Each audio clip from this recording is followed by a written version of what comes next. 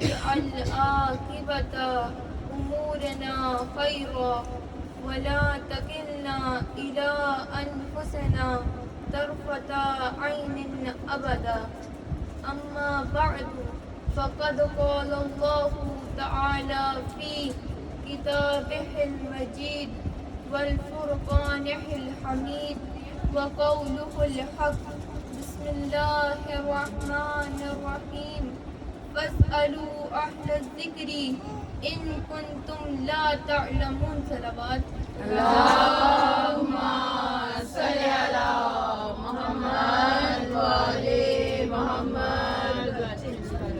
عزیزان محترم، صاحبان علم و دانش، موالیان علی و بطول و جانثاران اولاد رسول، عزاداران امام حسین اور میرے لیے قابل قدر و قابل احترام ساتھیوں، میری آج اس مختصر سے گفتگو کا موضوع سخن یہ ہے کہ علم کی اہمیت کیا ہے، علم کی فضیلت کیا ہے، علم کی ویلیو کیا ہے. What is the importance of knowledge? Why is knowledge important for us? تو اللہ تعالیٰ اپنی کتاب مقدس قرآن مجید کی سورہ نحل کی آیت نمبر 43 میں ارشاد فرماتا ہے فَاسْأَلُوا أَهْلَ الذِّكْرِ إِن كُنتُمْ لَا تَعْلَمُونَ.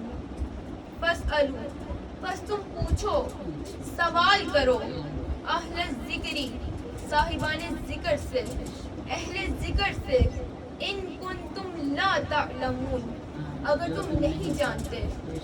تو اللہ تعالیٰ فرماتا ہے اگر تم نہیں جانتے، اگر تم کسی چیز سے آشنا نہیں ہو، تم کسی چیز کے بارے میں آشنا نہیں ہو، کسی چیز سے واقف نہیں ہو، تو تمہاری ذمہ داری یہ ہے کہ تم نے جہالت سے نکلنا ہے اور پوچھنا ہے.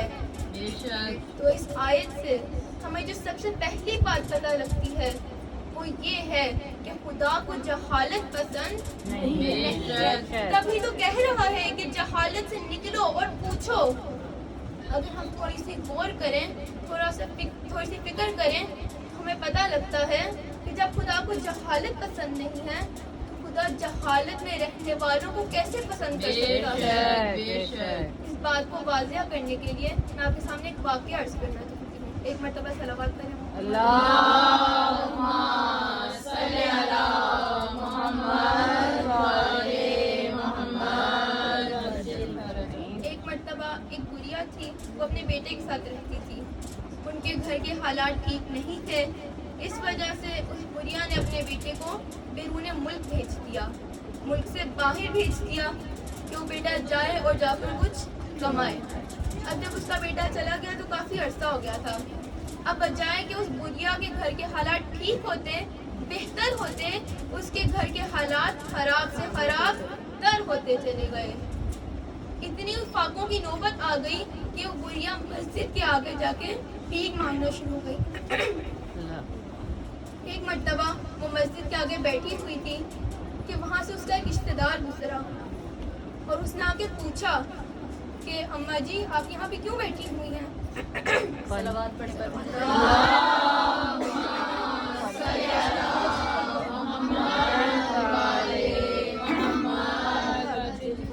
اس شخص نے آ کر سوال کیا کہ اماں جی آپ یہاں پر کیوں بیٹھی ہوئی ہیں؟ آپ کا بیٹا تو ملک سے باہر گیا ہوا ہے کمانے کے لیے، کیا وہ آپ کو کچھ نہیں بھیجتا؟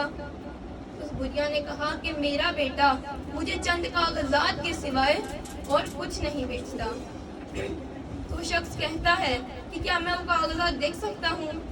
وہ گڑیا اسے اپنے گھر لے کے جاتی ہے اور وہ کاغذات دکھاتی ہے. وہ شخص بہت زیادہ حیران ہوتا ہے. سب سے پہلے تو وہ اس لیے حیران ہوتا ہے کہ اس گڑیا نے ان کاغذات کو کس قدر سنبھال کر رکھا ہوا تھا، اپنے بیٹے کی نشانی میں کس قدر محفوظ طریقے سے رکھا ہوا تھا. اور دوسری وجہ کہ جس نے اس شخص کو بہت زیادہ حیران کیا وہ یہ تھی کہ وہ معمولی کاغذات نہیں تھے بلکہ وہ 50,000 کے چیک تھے. اور وہ گڑیا اپنی جہالت کی وجہ سے اتنا زیادہ سرمایہ ہونے کے باوجود بھیک مانگ رہی تھی. بالکل اسی طرح سے ایک ملت ایران بھی تھی کہ جو کئی صدیوں سے ہر مذہب کے پیچھے، ہر تہذیب کے پیچھے، ہر لیڈر کے پیچھے بھکاری بنی ہوئی تھی.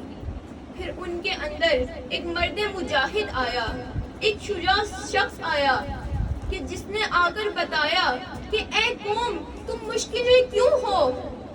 تمہارے پاس خدا کی کتاب موجود ہے، تمہارے پاس مشکل کشا موجود ہے، تو پھر تم مشکل میں کیوں بیٹھی ہوئی ہو؟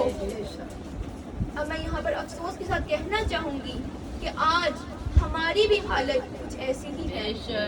ہمارے پاس قرآن جیسی کتاب موجود ہے، صحیفہ سجادیہ موجود ہے، نہج البلاغہ موجود ہے، مشکل کشا موجود ہے، لیکن ہم پھر بھی مشکل میں بیٹھے ہوئے ہیں. عزیزان محترم، غور کریں، اگر علم کا ایک قطرہ ہو اور جہالت کا ایک سمندر ہو تو وہ علم کا ایک قطرہ اس جہالت کے سمندر سے افضل ہے. بالکل اسی طرح سے اگر عالم ایک ہو اور جاہل بہت زیادہ ہو تو وہ ایک عالم ان جاہلوں سے زیادہ افضل ہے. اور اللہ تعالیٰ قرآن مجید میں فرماتا ہے هل يستوي الذين يعلمون والذين لا يعلمون، کہ کیا جاننے والا اور نہ جاننے والا برابر ہیں؟ کیا عالم اور جاہل برابر ہیں؟ کیا علم رکھنے والا اور علم نہ رکھنے والا برابر ہیں؟ تو اس کے لیے سب سے پہلے تو ہمیں یہ جاننا ضروری ہے کہ علم کسے کہتے ہیں.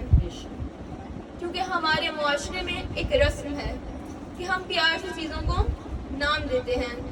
جیسے ایک مکار شخص کو عقل مند کہا جاتا ہے، ایک بے حیا عورت کو خوبصورت کہا جاتا ہے. بالکل اسی طرح سے امام حسین کو باغی کہا گیا اور یزید کو امیر المؤمنین کہا گیا. اور اسی طرح سے ہم ان چیزوں کو علم کہتے ہیں کہ جو علم نہیں ہے. جیسے ہم جو اسکولز میں جاتے ہیں، یونیورسٹیز میں، کالجز میں جاتے ہیں، جو وہاں جا کے تعلیم حاصل کرتے ہیں، جو ہم پڑھتے ہیں، ہم کہتے ہیں کہ ہم علم حاصل کر رہے ہیں، لیکن وہ علم نہیں ہے، وہ ہنر ہے. علم اور ہنر میں فرق ہے. اب یہاں پہ بات تھوڑی سی مشکل ہے، لیکن مشکل کشا کے چاہنے والوں کے لیے کچھ بھی مشکل نہیں.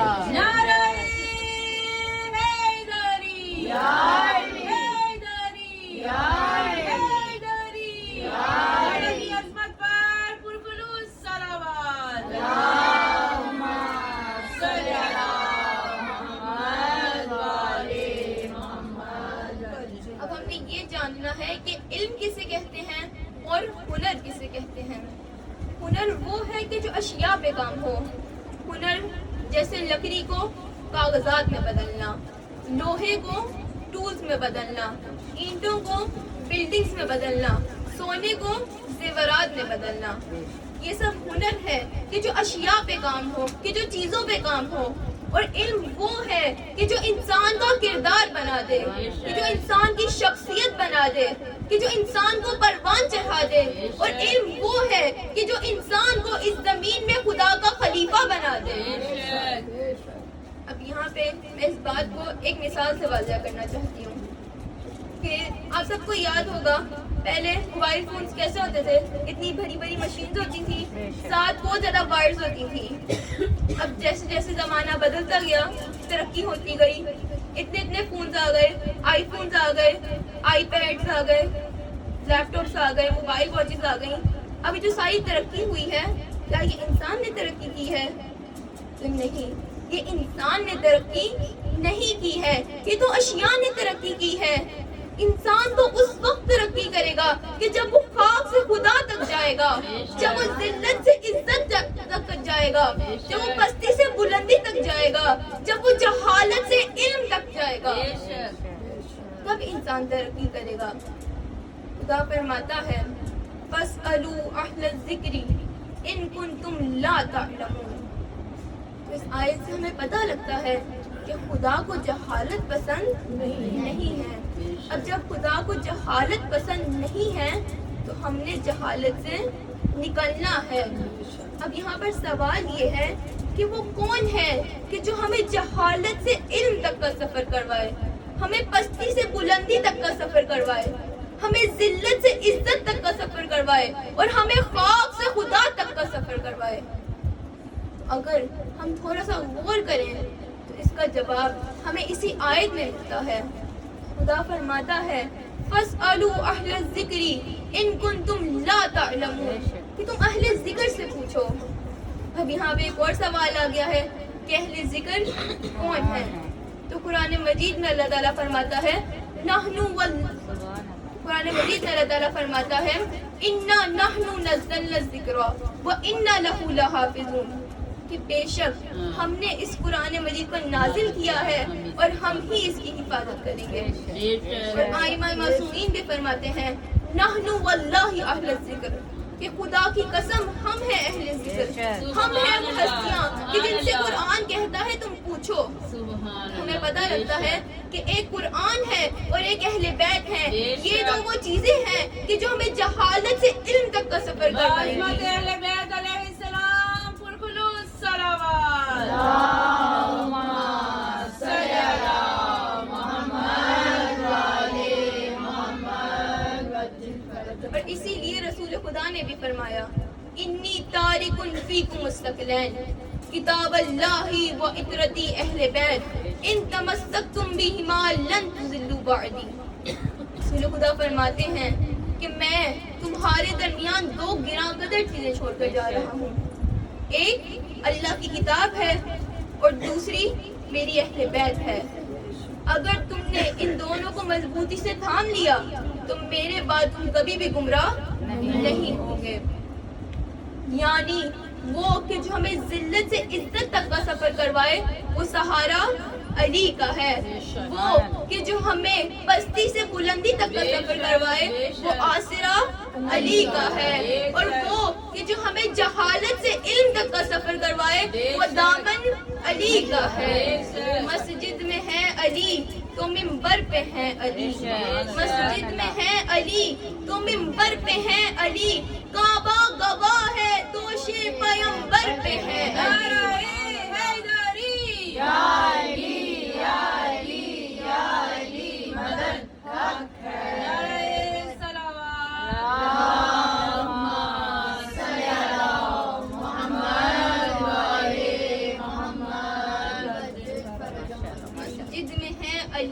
تو ممبر پہ ہیں علی، کعبہ گواہ ہے دوش پیمبر پہ ہیں علی، ہجرت کی شب رسول کے بستر پہ ہیں علی، ہجرت کی شب رسول کے بستر پہ ہیں علی، جنت علی کی ملک ہے کوثر پہ ہیں علی، ہر جاں علی ملیں گے نہ دامن بچائیے، ہر جاں علی ملیں گے نہ دامن بچائیے، بچنا علی سے ہے تو جہنم میں جائیے۔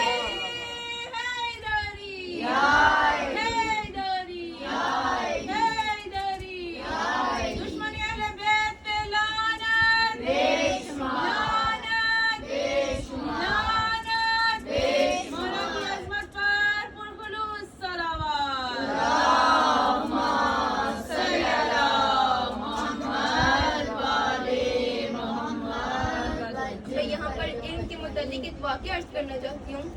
ایک مرتبہ رسول خدا مسجد میں بیٹھے ہوئے تھے اور آپ کے ساتھ حضرت جبرائیل بھی بیٹھے ہوئے تھے۔ فدخل علی علیہ السلام، کہ تبھی مولا علی داخل ہوئے۔ فقام لہ جبرائیل، تو حضرت جبرائیل کھڑے ہو گئے۔ تو رسول خدا نے پوچھا کہ اے جبرائیل آپ کھڑے کیوں ہوئے ہیں؟ تو حضرت جبرائیل کہتے ہیں لہو علیہ حق تعلیم، کہ اس نوجوان نے مجھے تعلیم دی ہے۔ رسول خدا پوچھتے ہیں کیف ذالک تعلیم، کیسی تعلیم دی ہے؟ پھر حضرت جبرائیل بتاتے ہیں کہ جب خدا نے مجھے خلق کیا تھا، ابھی مجھے پیدا ہی کیا تھا کہ میرے سے سوال کیا من انتا و من انا، کہ تو کون ہے اور میں کون ہوں۔ تو یہ حضرت جبرائیل کے الفاظ ہیں۔ فتحیرت فی الجواب، میں مشکل میں پڑ گیا۔ اور آپ کو تو پتا ہے کہ جب انسان مشکل میں ہوتا ہے تو ہمیشہ مشکل کشا کو ہی چاہتے ہیں۔ فتحیرت فی الجواب، حضرت جبرائیل کہتے ہیں میں مشکل میں پڑ گیا، مجھے اس سوال کا جواب نہیں آتا تھا۔ ثم حضر هذا الشباب فی عالم انوار. تو اس وقت یہ نوجوان عالم نور میں میرے پاس آیا. وہ علمنی الجواب، اور اس نے مجھے جواب سکھایا. قالا، اس نے کہا، قل کہ اے جبرائیل کہہ دے، انتا رب الجلیل کہ اے پروردگار تو رب جلیل ہے، واسمک الجمیل اور تیرا نام جمیل ہے، وانا عبد الذلیل اور میں تیرا ذلیل بندہ ہوں، واسمی جبرائیل اور میرا نام جبرائیل ہے. حضرت جبرائیل کہتے ہیں کہ میں اس دن سے لے کر آج تک اس نوجوان کے لیے کھڑا ہوتا ہوں. رسول خدا پوچھتے ہیں کم عمر کا یا جبرائیل، کہ اے جبرائیل آپ کی عمر کیا ہے؟ حضرت جبرائیل بتاتے ہیں کہ آسمان پر ایک ستارہ ایسا ہے کہ جو 30,000 سال بعد نکلتا ہے، اور میں نے اس ستارے کو 30,000 مرتبہ نکلتے ہوئے دیکھا ہے. جبرائیل نے دیکھا تھا جو تارا پہلے، جبرائیل نے دیکھا تھا جو تارا پہلے، اس سے بھی تھا امام ہمارا پہلے. جبرائیل نے دیکھا تھا جو تارا پہلے، اس سے بھی تھا امام ہمارا پہلے.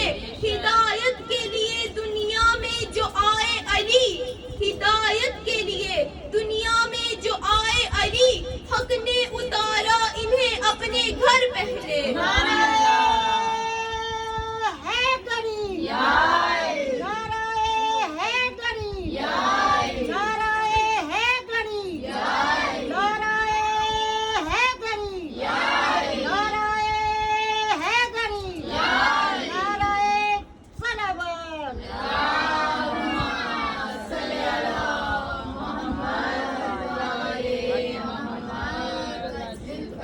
اس سے ہمیں پتہ لگتا ہے کہ علم کی کتنی زیادہ اہمیت ہے، کتنی زیادہ ویلیو ہے.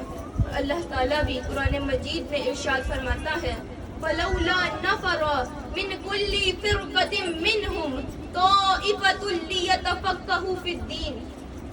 اللہ تعالیٰ فرماتا ہے فَلَوْلَا نَفَرَ، بس کیوں نہیں نکلتے کچھ لوگ، اس لیے طَائِفَةٌ لِيَتَفَقَّهُوا فِي الدِّينِ کہ وہ دین کو پڑھیں، دین کو سمجھے. اللہ تعالیٰ کہتا ہے کہ ہر فرقے میں سے نکلے، ہر گھر میں سے نکلے، ہر گروہ میں سے نکلے، ہر علاقے میں سے نکلے کچھ لوگ، تاکہ وہ دین کو جا کر پڑھیں، دین کو جا کر اسٹڈی کریں. وَلِيُنذِرُوا قَوْمَهُمْ إِذَا رَجَعُوا إِلَيْهِمْ لَعَلَّهُمْ يَحْذَرُونَ. اور جب وہ واپس آئیں تو آ کر اپنی قوم کو بھی سکھائیں، آ کر سب کو بتائیں کہ اللہ تعالیٰ کیا کہتا ہے. تو ہمیں پتہ لگتا ہے کہ علم کی کتنی زیادہ اہمیت ہے. آخر میں اللہ تعالیٰ سے دعا ہے کہ ہم سب کو علم حاصل کرنے کی توفیق عطا فرمائے، اور جو بیمار ہیں انہیں بیماری کربلا کے صدقے میں شفائے کاملہ و عاجلہ عطا فرمائے. جو بہنیں بے گھر ہیں انہیں اپنا اپنا گھر عطا فرمائے، جو بے اولاد ہیں انہیں اولاد عطا فرمائے. اب ایک مرتبہ سورہ الحمد اور 3 مرتبہ سورہ اخلاص.